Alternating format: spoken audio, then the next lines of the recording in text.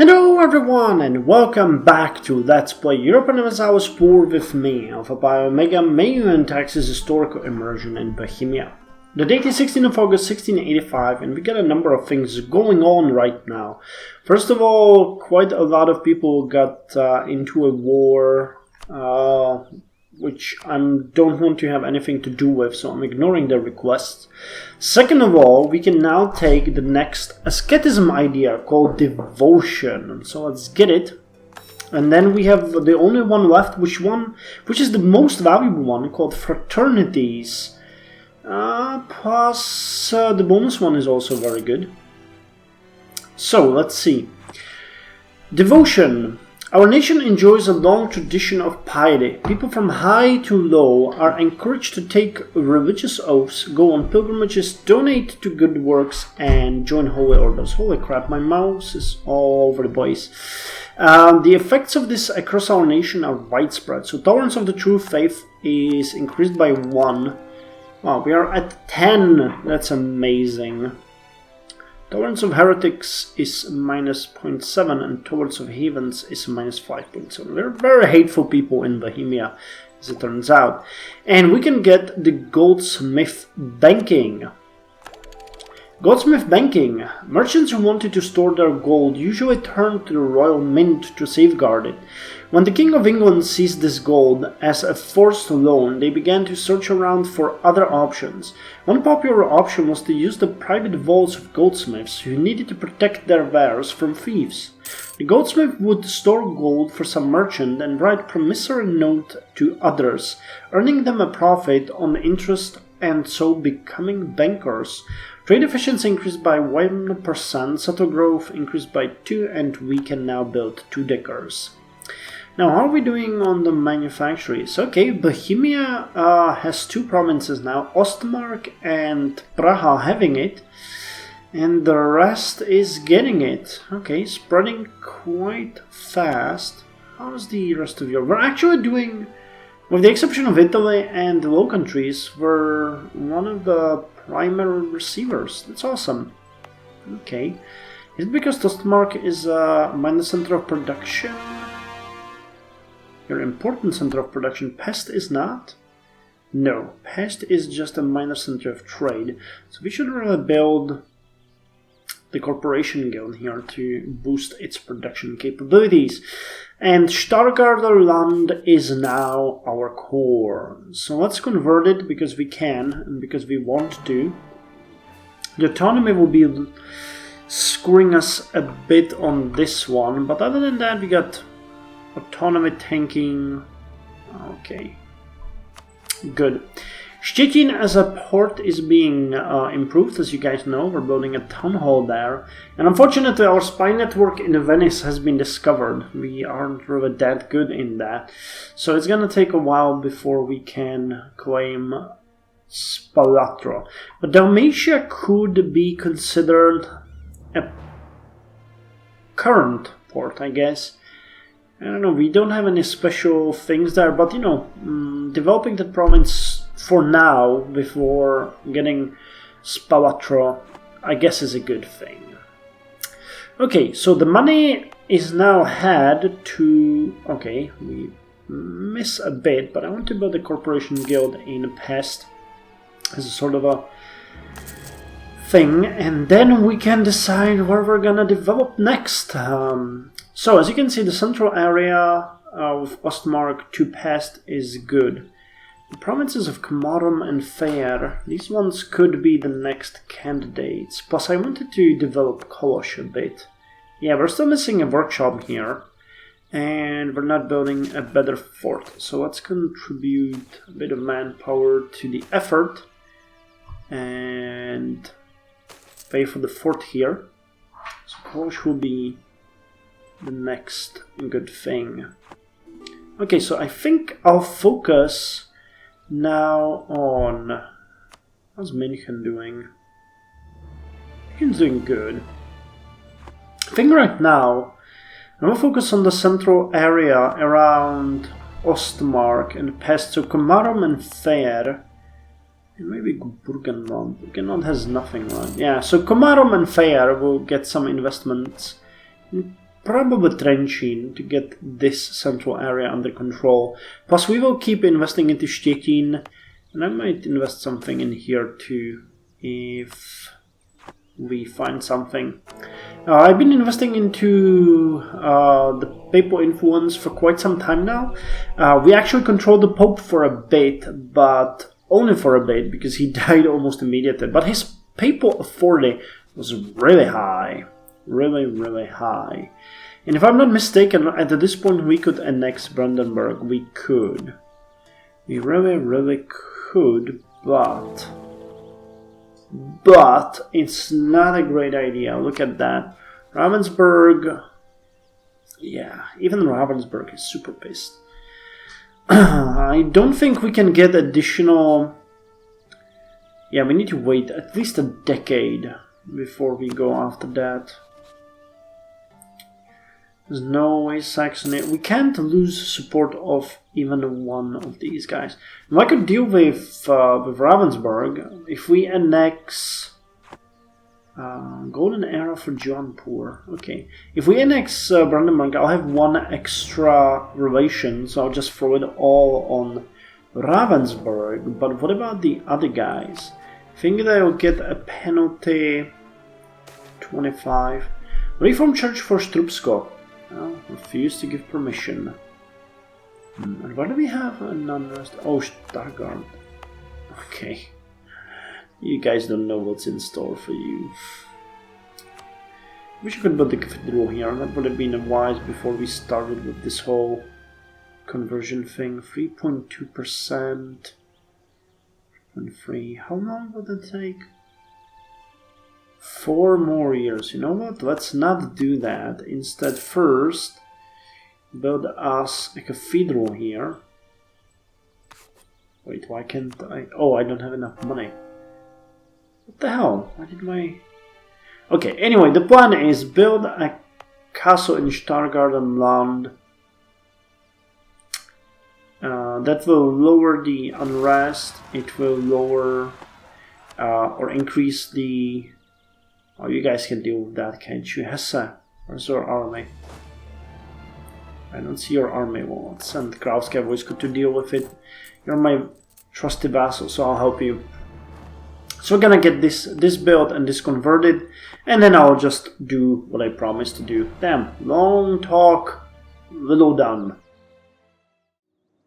Well, we are converting Stargarderland with much better numbers of 5.5% per month, but the many jobs of a soldier cost either 1,307 gold or lose 5% army professionalism.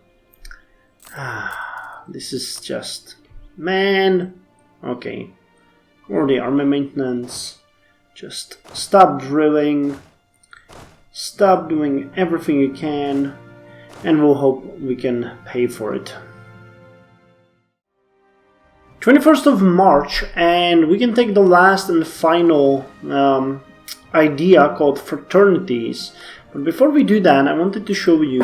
Currently our production is at 10%, and we're getting extra... well, we have 0 from technology and 10% from banking, producing 97 gold worth of stuff, basically. And fraternities will give us 20% extra bonus. So fraternities. Religious fraternities were founded by craftsmen who wanted to share both their faith and the risks of their lives and profession. The fraternity would engage in religious ceremonies in their community, but it would also collect a tithe from members that would help widows and orphans from their membership. So production efficiency increased by 20%. And we also got the bonus one, which gives extra diplomatic reputation and rural goods produced modifier of plus 5%. So speaking, we now have 30% production, and that gave us over 10 extra gold per month worth of production. Isn't that just awesome? Isn't that just awesome? Also, what I wanted to mention is that Brněnsko is now producing cloth. Good for them. We'll need to invest into some better production buildings here, like the Corporation Guild. And we had one more thing happen, and that was, oh yeah, Opon has switched to Bohemian culture, so now it is Opovi. I forgot to mention that a few episodes ago, so accept my apology. Opovi is the one that has switched. There's also a great war going on between Madurai and France and the Ottomans. Madurai, for those of you who don't know, is here. They're actually a really, really powerful kingdom. They're at war with Sweden, France, and the Ottomans. I don't know if we can see some more details. I don't want to look into that. Attacker controls Pontificate. Wait, what?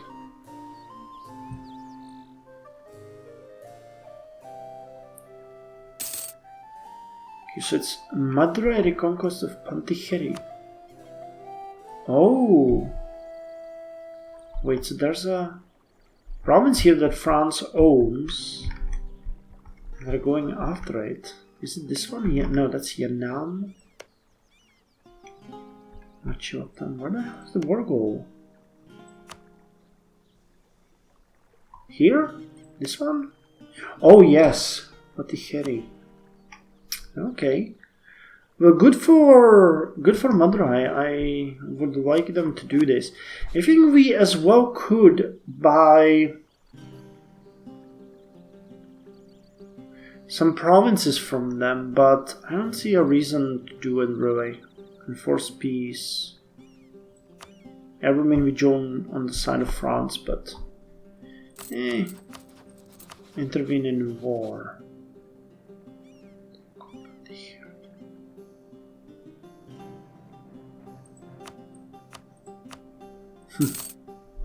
We're not gonna intervene, but it would be a good thing to fight them. The Ottomans have grown again. It's insane. They're spreading into Lithuania and their territory. They got Zitomir, Cherkasy. Muscovy is moving eastwards, basically. They lost all of their European positions now, and they're strictly Asian now. Karachev is somewhere in the middle. We really should do something with the Ottomans, but for as long as they are allied with France, I don't think we can do anything. God damn it. They're really powerful in this series. It's actually kind of disconcerting. Last but not least, I wanted to mention that we took only one loan of 763. It's going to cost us 1,000 gold to repay it, but we protected 5% of our army professionalism, and we are approaching 50. So isn't that awesome? It is. I'm looking forward to that. When will we be able to get new technology? Oh, we're gonna get platoon fire musketeers and regular musketeers, and brigantines will be upgraded to frigate type built ship. I'm really not developing anything right now because we really want to repay the loan, but we are very close to building the spy network on Venice. I think 2 more months, and if we're lucky, we'll be able to do it. Oh, nice. And we finally converted you guys. Okay, so religious unity is at 100%. People influence 20. I don't think we can invest anymore right now, can we? No. Aragon is just, flooding it with their influence. It's kind of weird. So I'm gonna speed it up so that you can see maybe the shenanigans with Venice. If they want to discover us at this turn, we can make a claim on Spalatra and force them to give it to us. Let's see. Okay, they did not, so I can now fabricate a claim on Spalatra, and hopefully it's not that valuable. They don't. Oh, they're allied with Austria. And fighting with Austria right now would be kind of cool. We got a vengeful king who would probably go after such an opportunity. But seriously. Also, I could get more units. So let's repay the loan. and Venice. Threaten war over Spalatro. Yes! Oh my god, yes. I was so afraid that they would refuse to do that. Okay, give us Spalatro. And I think I can court the province now, right? Do we have an unrest? Oh no, I need to get rid of the martial law. Okay, but once that's done, I'm gonna start coring, and this is going to be our main Mediterranean port. You can see that the Bay of Split is actually pretty valuable. Benign neglect. Local tax modifier, what the hell? Doesn't matter. And that means that we'll need to annex Bosnia, because the road from Pest through Pech and Slavonia, or maybe through, well, we need to decide what to do, because honestly we need to have a good road highway network stretched all the way to Dalmatia, and I'd actually like to stretch it all the way to Szczecin as well, so that would be really cool. Petition to redress. What is this? Deny petition. 4 peasant regiments rise up in Rus. Come on. You can't be serious. I feel bad for the peasants, but, you know, nothing in our king's name screams more like the fact that he's vengeful. Are gonna get ultra murdered.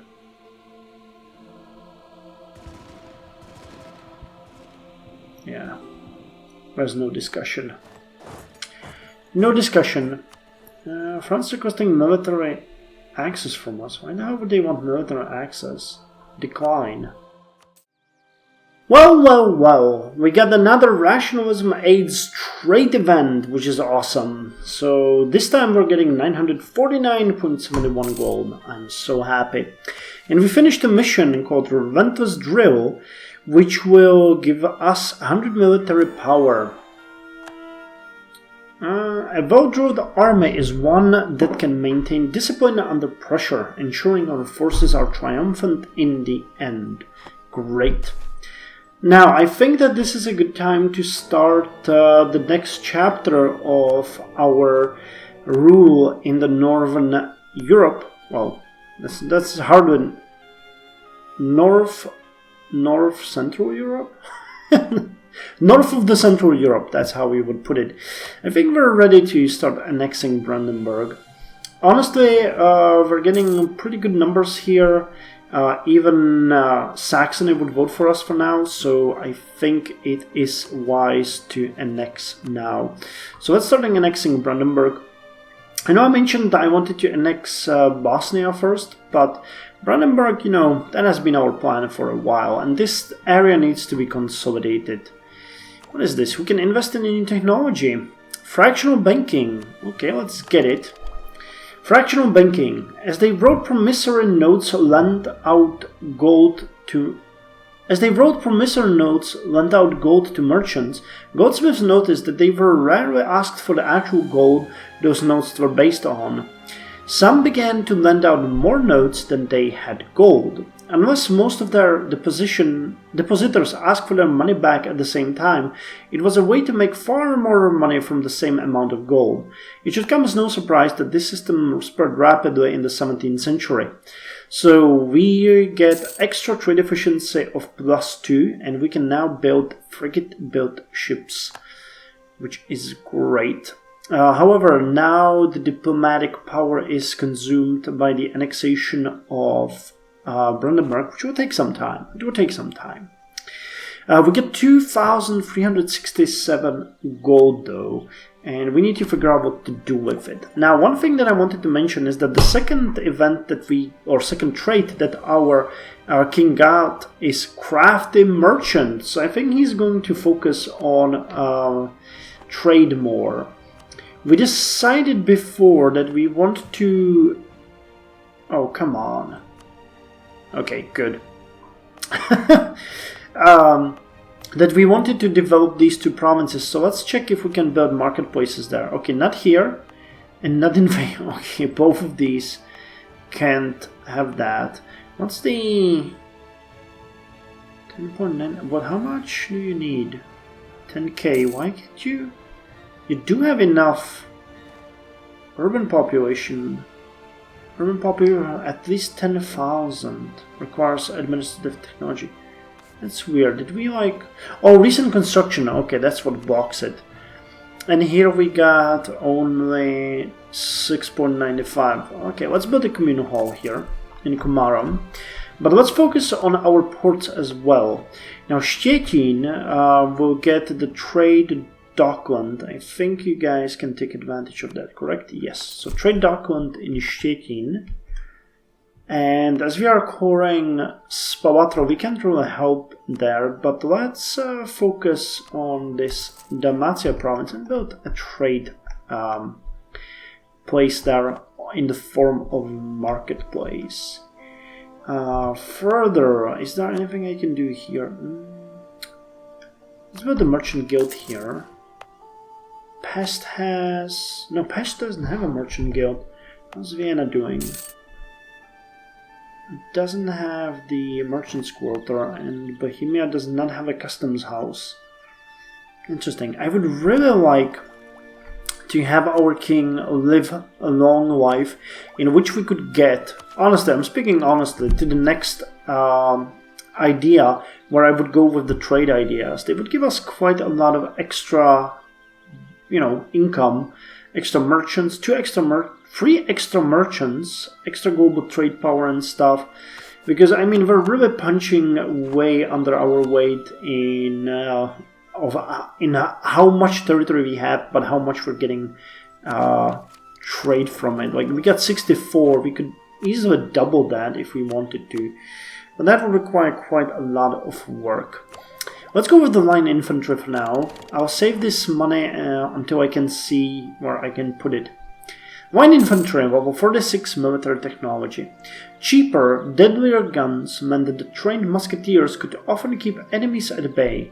This reduced the need for hand-to-hand soldiers to protect them, allowing modern armies to increase the proportion of muskets to pikes in their armies to 1-to-1 ratio. As this happened, new line tactics were developed to take advantage of the new offensive capabilities of the army. Soldiers trained to fire simultaneously against the same target, sending a deadly volley of lead at the enemy.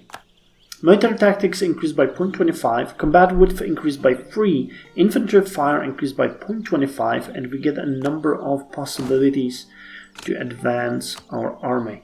So we had the volley fire musketeers. Yes, volley fire musketeers, and now we can upgrade to either platoon fire or musketeer regulars. The musketeer regulars have a bit more defensive stand, while the platoon fire musketeers are a bit more offensive. I think we're gonna go for the more aggressive role. Platoon fire musketeers. Bayonets were introduced in the mid-17th century and were gradually refined and made more reliable. Throughout the 17th century, tactics remained the same. Musketeers advanced slowly on the enemy, pausing to fire volleys at them in an attempt to break the enemy line, allowing cavalry to pursue and mop up the scattered enemy. When this failed, a bayonet charge and hand-to-hand combat was necessary. This tactic gradually made pikemen superfluous on the battlefield, and where there had been 3 pikemen to every musketeer by the beginning of the century, there were 5 musketeers to every pikeman by its end. Scottish Highlanders were known for being willing to charge the enemy just as much as shoot at them. So let's get platoon fire musketeers, and we're getting the sugar trade here. Sugar was the most important crop throughout the Caribbean, although other crops such as coffee, indigo, and rice were also grown. Sugarcane was best grown on relatively flat land that was near the coast, where the soil was naturally yellow and fertile. As the European powers continued to colonize the Caribbean islands, they quickly urged local growers to change their main crop from cotton and tobacco to sugar cane. With depressed prices of cotton and tobacco, due mainly to stiff competition from the North American colonies, the farmers switched, leading to a boom in the Caribbean economies. Sugar was quickly snapped up by Europeans who used it in cakes and to sweeten tea. The sugar trade was taxed heavily and became a major source of revenue for the colonial powers. The more colonies in the Caribbean, the greater the revenue. This optional feature introduces a series of events related to the Caribbean sugar trade to make the region more worthwhile to colonize and emphasize its historical importance. Okay, I'm fine with that. Let's get the sugar trade going. Honestly, having a sugar colony might not be bad. There's only like Castile there. Might consider going into that later on myself. Well, we'll see. Now, for this moment, I'm gonna focus on developing our port in the north and our port in the south. This is awesome. We're reaching from one sea to another. That's just a great achievement. Now, if we took Bosnia and somehow managed to get Austria under our command, it would be awesome. Vassalization, trust. If they weren't... Wait, Austria is an elector? Oh yeah, they are. I don't think they were an elector before, though. That's weird. Anyway, getting more territory from Austria, like this much, would be kinda cool. But getting them completely annexed would be even better. But I really don't have any reasons to attack them. We kinda like them, honestly. You look at that. Okay, and one thing I haven't done is I did not choose my second rival. Okay, Ottomans. I think this is all for this episode. I'm really happy with where we are right now, how Bohemia is handling its growth, how we are dealing with the autonomy and stuff like that. It's really, really, really cool. On the map of Europe, you can easily see a couple of our provinces, Praha, Ostmark, and even Chasovsko, though, you know, it's not Picardy, which is just insanely developed in the rural area, but Chasovsko has that as well. Praha has 48, Ostmark has 91. We still haven't managed to snatch that biggest city on the continent trait, but, you know, we'll get there soon. Population 686,000. How's Constantinople doing? 766,000. Damn. A war with Ottomans would be incredible, but you know, even though we really do want to punish the heathens, unless they break their alliance with France, there's nothing I can do. Damn. I even, you know, considered allying with Persia, but yes, allied to Persian rival Poland, distance between borders. Yeah, it would be strategically sound, but I don't think that's happening. Trebizond. They'd be more willing to ally with us against the Ottomans. Might they figure something out, or Mamluks? Well, you know, because we are enveloped pretty much together with Poland and the rest of the HRE, and this is just... Anyway, see you in the next episode.